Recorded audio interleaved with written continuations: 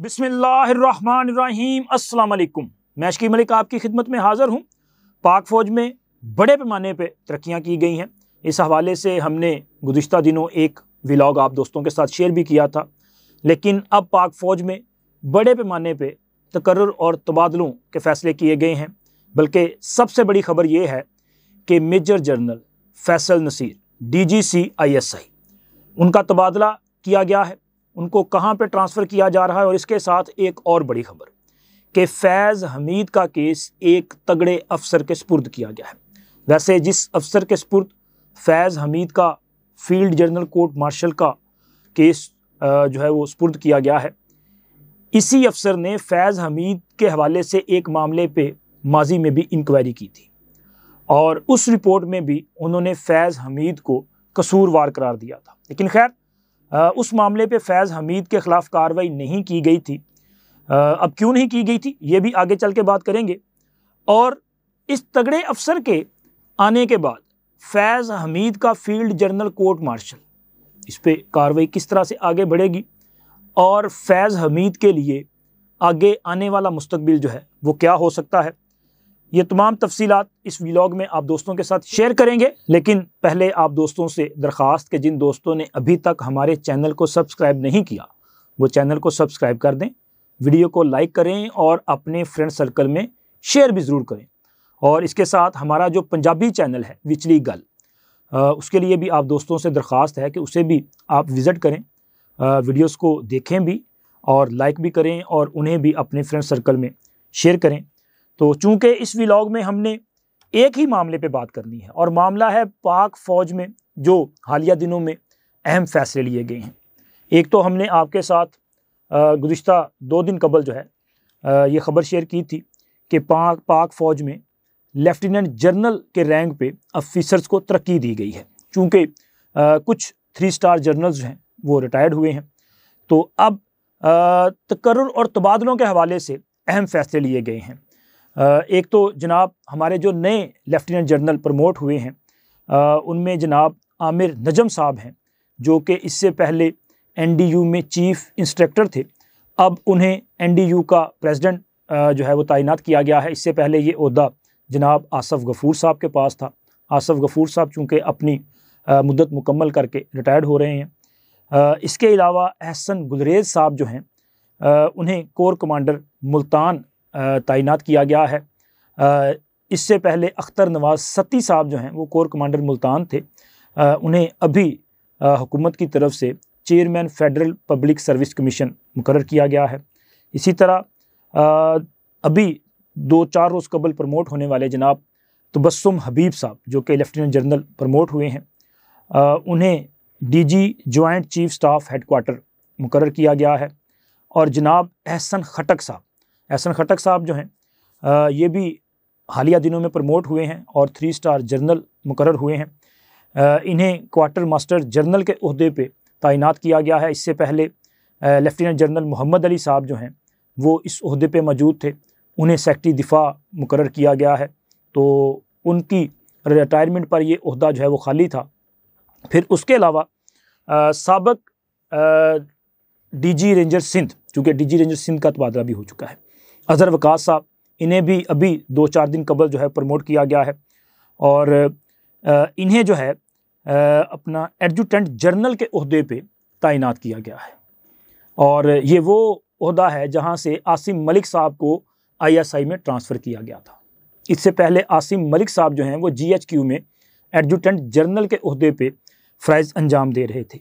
अज़हर वकास साहब जो हैं वो बहुत अहम ऑफिसर हैं और इनकी ये तकर्री जो है वो भी बहुत अहम है। आगे चल के इस पर बात करेंगे कि ये किस हवाले से अहम है। इसी तरह चूँकि DG रेंजर सिंध का जो ओहदा था वो अब खाली हुआ, अज़हर वकास साहब चूँकि प्रमोट हुए, फिर उसके बाद एडजुटेंट जनरल इनको मुकर्रर किया गया है। तो अब मेजर जनरल शमरेज़ खान तनोली साहब जो हैं इन्हें DG रेंजर सिंध तैनात किया गया है। इसके अलावा ये CPEC सिक्योरिटी के हवाले से जो 34वीं डिवीज़न कायम की गई थी उसमें जनाब मोहम्मद अब्बास साहब का तबादला किया गया है। मोहम्मद अब्बास साहब को DG प्रोस्पेक्टिव GHQ तैनात किया गया है और इनकी जगह पे जनाब अमजद अजीज़ मुग़ल साहब जो हैं उन्हें 34वें डिवीज़न का डीजी मुकर्रर किया है। ये जो 34वां डिवीज़न है ना, ये बुनियादी तौर पे सी पैक के हवाले से सी पैक की सिक्योरिटी के लिए जो डिवीज़न कायम किया गया था, ये उसको कहा जाता है। तो यहाँ पे ये तबादला किया गया है और अमजद अजीज़ साहब के बड़े भाई जो हैं वाजिद अजीज़ साहब, वो भी एक सीनियर आर्मी ऑफिसर हैं और इस वक्त वो DGMI के ओहदे पे जो है फ़राइज़ अंजाम दे रहे हैं। यानी कि ये दोनों भाई और इनके वालिद मोहतरम जो हैं वो भी आर्मी के रिटायर्ड ऑफिसर हैं। ये दोनों भाई जो हैं वो इस वक्त जो है मेजर जनरल रैंक के ऑफिसर हैं। वाजिद अजीज़ साहब जो हैं वो इनसे सीनियर हैं, चूँकि अमजद अजीज़ साहब जो हैं वो उनके बाद प्रमोट हुए थे।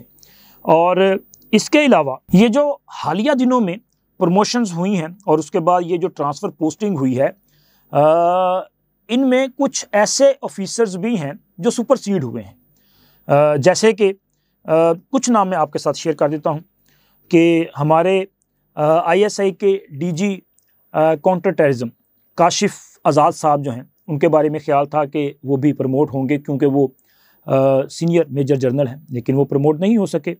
और इसी तरह ISI के एक और DGP हैं जनाब आतिफ़ इकबाल साहब, ये भी सीनियर मेजर जनरल हैं, ये प्रमोट नहीं हो सके। तो अब ख्याल यही है कि ये दो ऑफिसर्स जो हैं, हो सकता है कि ये यहीं पे मेजर जनरल के तौर पे अपनी जो रिटायरमेंट की उम्र है इसको कंप्लीट करें और यहीं से रिटायर्ड हो जाएं। और इसी तरह दो अहम ऑफिसर्स और हैं जो कि इससे पहले भी सुपरसीड हुए और अब भी वो सुपरसीड हुए हैं। उनमें एक तो साबिक DGC ISI हैं काशिफ नज़ीर साहब, ये पहले भी सुपरसीड हुए थे, अब भी सुपरसीड हुए हैं। और काशिफ नज़ीर साहब के बारे में भी ज़राए का यही कहना है कि वो इससे आगे प्रमोट नहीं हो पाएंगे और मेजर जनरल के रैंक पर ही वो अपनी रिटायरमेंट मुकम्मल करेंगे। और एक नाम जो है वो बहुत अहम है, और वो नाम इसलिए अहम है कि आपको याद होगा कि मरियम नवाज़ ने एक मरतबा एक प्रेस कॉन्फ्रेंस में एक आर्मी ऑफिसर पे इल्ज़ाम लगाया था कि उन्होंने मरियम नवाज़ को स्मैश करने की धमकी दी है। और फिर उसके बाद वो जो ऑफिसर्स थे उनका नाम बहुत ज़्यादा ख़बरों में आया, और ये भी ISI में साबिक DGC हैं जनाब इरफान मलिक साहब, ये भी सीनियर मेजर जनरल हैं और इन्हें भी प्रमोट नहीं किया गया। इससे पहले भी जब प्रमोशंस हुई थी तो उस वक्त भी इन्हें नज़रअंदाज किया गया था और इस बार भी ये नज़रअंदाज हुए हैं।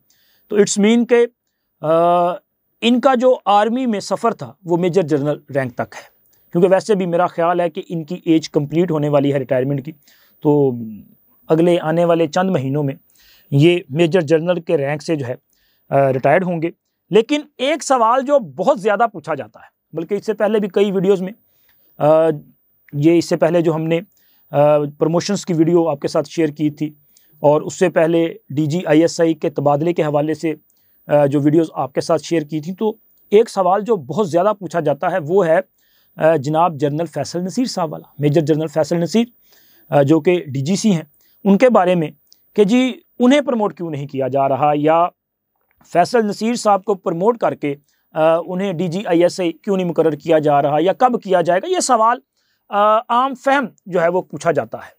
और उसकी वजह एक ये भी है कि जनाब फैसल नसीर साहब पर इमरान खान साहब ने बड़ी मेहरबानी की है कि उनका नाम जो है वो शायद जहाँ जहाँ पाकिस्तानी पूरी दुनिया में मुकीम है वहाँ वहाँ उनका नाम जो है वो जाना और पहचाना जाता है, और इसलिए उनका नाम लेके सवाल उठाए जाते हैं। वरना अमूमी तौर पे पाक फ़ौज में जो है वो ऑफिसर्स के बारे में इस तरह से लोगों को जो है वो इल्म नहीं होता कि कौन सा ऑफिसर जो है वो किस रैंक पे है। अभी ISI में आप देखें कि DG ISI, फिर उनके बाद DGC, और इसी तरह DG के मुख्तलिफ जो है वो अपना यहाँ पे ओहदे मौजूद हैं, लोग सर्व कर रहे हैं। लेकिन फैसल नसीर साहब, क्योंकि इमरान खान उनका बार बार नाम लिया करते थे, याद है ना आपको जब इमरान खान पे अटैक हुआ था, वज़ीराबाद वाला मुबीना किस्म का हमला था वैसे, उसमें भी उन्होंने इल्ज़ाम लगाया था फैसल नसीर पे, और भी कई मौके पे उन्होंने फैसल नसीर साहब पे इल्ज़ाम लगाया। लेकिन जो सवाल पूछा जाता है उस सवाल का मैं सोच रहा हूँ कि जवाब आप दोस्तों के साथ शेयर करें। देखें, पाक फ़ौज में अगर कोई ब्रिगेडियर से मेजर जनरल के रैंक में प्रमोट होता है तो उसे मेजर जनरल के रैंक में जो है वो तकरीबन 4 से 5 साल तक जो है वो सर्व करना पड़ता है, फिर उसके बाद उनकी प्रमोशन होती है। ये अभी जो प्रमोशंस हुई हैं, जिन ब्रिगेडियर्स को मेजर जनरल के रैंक में प्रमोट किया गया है, और इसी तरह जो मेजर जनरल के रैंक से लेफ्टिनेंट जनरल के रैंक में प्रमोट हुए हैं, तो इनकी जो साबका प्रमोशन है वो 4-5 साल पहले की गई थी। यानी कि जो लोग 2019 में मेजर जनरल बने थे वो अब जाके लेफ्टिनेंट जनरल बने हैं। तो जनाब फैसल नसीर साहब जो हैं, एक तो बाजवा साहब के दौर में वो 2 बार नज़रअंदाज हुए क्योंकि उनकी प्रमोशन नहीं की जा रही थी। अच्छा, उसके पीछे भी फैज़ हमीद साहब का मामला था, क्योंकि फैज़ हमीद साहब की फैसल नसीर साहब से बनती नहीं थी, और इस टसल की वजह से वो जो है वो अपना असर रसूख इस्तेमाल करते थे, चूँकि वो सीनियर थे, और उनकी वजह से इनकी प्रमोशन रुक जाती थी।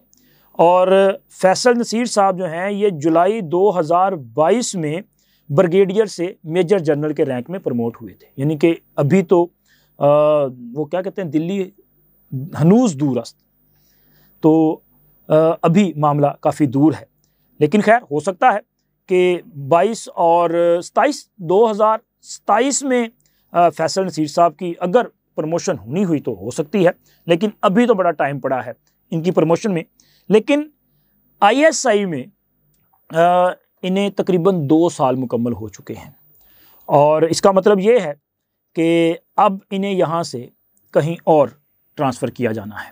और वैसे भी नए DG ISI के आने के बाद उन्होंने अपनी टीम जो है वो सिलेक्ट करनी है और अपनी टीम लेके आएंगे। तो लिहाजा अभी हालिया दिनों में जो तरक्कियाँ हो रही हैं, जो ट्रांसफ़र पोस्टिंग हो रही है, अभी आप देखें कि जनाब ये जो तबस्सुम हबीब साहब हैं, ये भी ISI में इन्होंने सर्व किया है। एहसन खटक साहब ISI में सर्व किया है, तो इनकी जगह पे नए ऑफिसर्स आएंगे। इसी तरह फैसल नसीर साहब जो हैं, उनके बारे में भी ज़राए का ये कहना है कि उनके मुतल्लिक भी ये फ़ैसला किया जा रहा है कि उन्हें ISI से कहीं और ट्रांसफ़र किया जाए।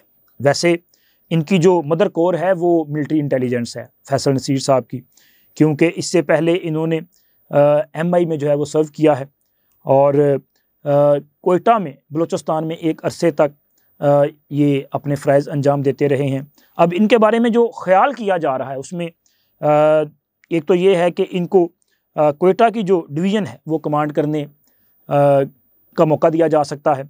फिर उसके अलावा ये भी है कि शायद लाहौर में इनको जो है ट्रांसफ़र किया जाए, यहाँ पे इनको अहम ज़िम्मेदारियाँ जो हैं दी जा सकती हैं। इसके अलावा MI में भी इनकी पोस्टिंग के हवाले से जो है ख्याल किया जा रहा है।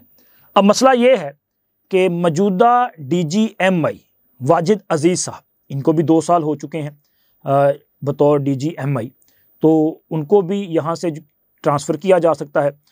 और जनाब फैसल नसीर साहब जो हैं, इन्हें MI में DG के ओहदे पे अपॉइंट किया जा सकता है। लेकिन अमूमी तौर पे होता ये है कि DG MI या DG उससे मुकर्रर किया जाता है जिसने उससे पहले जो है कोई डिवीज़न या फार्मेशन को कमांड किया हो। तो फैसल नसीर साहब ने ना तो किसी डिवीज़न को कमांड किया है और ना ही किसी फार्मेशन को जो है वो कमांड किया है। तो हो ये सकता है कि उन्हें जो है कोयटा अपॉइंट कर दिया जाए, और फिर उसके बाद उनके पास अभी चूँकि बड़ा वक्त पड़ा है, और ये भी इम्कान है कि उसके बाद वो DG MI बन जाए, या उससे पहले भी बन सकते हैं, कोई ज़रूरी नहीं है, चूँकि आर्मी चीफ साहब ने फ़ैसला करना है। और फैसल नसीर साहब पाक आर्मी के उन चंद ऑफिसर्स में शुमार होते हैं जो कि जनाब आसिम मुनीर साहब के इंतहाई करीबी हों। उनमें एक नाम जो है जनाब फैसल नसीर साहब का है। तो देखें अब इनके हवाले से हतमी फ़ैसला क्या किया जाता है। लेकिन फैज़ हमीद साहब वाला मामला जो है वो बड़ा खौफनाक हो चुका है, क्योंकि फैज़ हमीद साहब का मामला अब ज़ाहिर है नए जो हमारे एडजुटेंट जनरल साहब हैं उनके सुपुर्द जाना है। और वो नाम मैंने आपके साथ शेयर किया कि अज़हर वक़ास साहब है, जो कि इससे पहले DG रेंजर्स सिंध थे, और इससे पहले ये DG MI के तौर पर भी सर्व कर चुके हैं। और जब ये परवेज़ मुशर्रफ वाला मामला चल रहा था ना, वो अपना आर्टिकल 6 वाला मामला, तो उसमें हुकूमत की तरफ से अकरम शेख साहब जो कि सीनियर वकील हैं उन्हें प्रोसिक्यूटर मुकर्रर किया गया था। उन दिनों अकरम शेख साहब के इस्लामाबाद में घर पर एक जो है वो डकैती हो गई, और उस डकैती के दौरान ज़ाहिर है घर का कुछ सामान भी गया, कुछ फाइलें गईं, कुछ चीज़ें गईं। लेकिन कुछ अरसे के बाद उस वक़्त के आर्मी चीफ जनरल कमर जवेद बाजवा ने अकरम शेख साहब को GHQ बुलाया, उनसे मुलाकात की, खाना शाना खिलाया और उनसे माजरत की। और उन्होंने कहा कि जी ये जो वारदात हुई थी, जो कार्रवाई हुई थी, ये हमारे लोगों ने की थी, और वो माजरत उस पर की।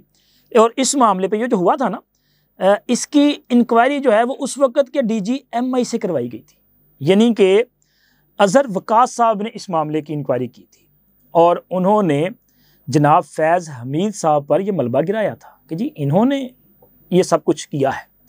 लेकिन खैर फैज़ हमीद साहब के ख़िलाफ़ कोई कार्रवाई नहीं की गई थी, मामले को रफ़ा दफ़ा कर दिया गया था। तो अब एक बार फिर अज़हर वकास साहब जो हैं, चूँकि वो एडजुटेंट जनरल हैं और एडजुटेंट ब्रांच के अंडर जो है वो जैग ब्रांच आती है, और इन्होंने ये फील्ड जनरल कोर्ट मार्शल की कार्रवाई जो है इसको सुपरविजन इनकी करनी है। तो अब मामला फिर उनके पास आ गया है। तो आप अंदाज़ा लगा सकते हैं कि फैज़ हमीद साहब का मुस्तकबिल जो है वो क्या हो सकता है, क्योंकि जब कोई भी ऑफिसर किसी के बारे में एक सोच रखता हो ना, तो फिर वो सोच जो है वो आगे भी अप्लाई होती है। जैसे कि आप देख लें कि अभी आसम मुनीर और इमरान खान, क्या हुआ था।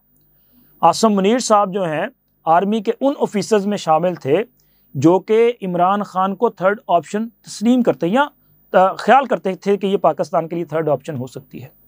लेकिन जब इमरान खान की हुकूमत बनी तो वो DG ISI थे, और उन्हें जब ये पता चला कि पंजाब में किस तरह करप्शन की जा रही है, तो उन्होंने बड़ी उम्मीद के साथ मेहनत करके एक फ़ाइल तैयार की, और वो फ़ाइल जाके जो है वो पहले तो अपने आर्मी चीफ़ को दी, फिर उसके बाद आर्मी चीफ़ की इजाज़त से वज़ीर आज़म के सामने पेश की। तो नतीजा क्या निकला कि इमरान खान ने कोई कार्रवाई करने की बजाय, फराग गोगी के ख़िलाफ़ बुशरा बीबी से पूछने की बजाय, या उस्मान बुज़दार या किसी भी मामले पे कार्रवाई करने की बजाय, उन्होंने फौरी तौर पे आसम मुनीर साहब को DG ISI के ओहदे से ट्रांसफ़र कर दिया था। ठीक है, और आज यही खौफ इमरान खान को खाया जाता है कि आसम मुनीर वो बंदा है जिसे मेरी असलियत का पता है। तो जो हालात हैं वो आपके सामने हैं। तो फैज़ हमीद साहब का मुस्तकबिल मेरा ख्याल है कि कुछ धुंधला नहीं है, चीज़ें जो हैं बड़ी साफ़ होती जा रही हैं, और फैज़ हमीद साहब जो हैं इनका आने वाला जो कल है वो आज से ज़्यादा दर्दनाक हो सकता है। अब तक इतना ही। अल्लाह हाफ़िज़।